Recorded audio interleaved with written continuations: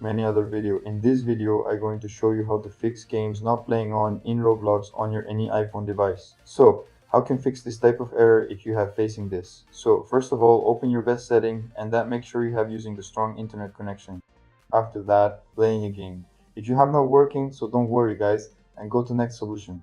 Click on your general, click on software update, and then make sure you have using the strong internet connection. So, you have using the latest iOS version in your iPhone device. After that, click on it iPhone storage. And you can see your iPhone apps all is here, so just search just Roblox. So just click on your Roblox. And you can see offload apps, so just click on it offload apps and reinstall your Roblox application. After that, check it your problem fixed or not.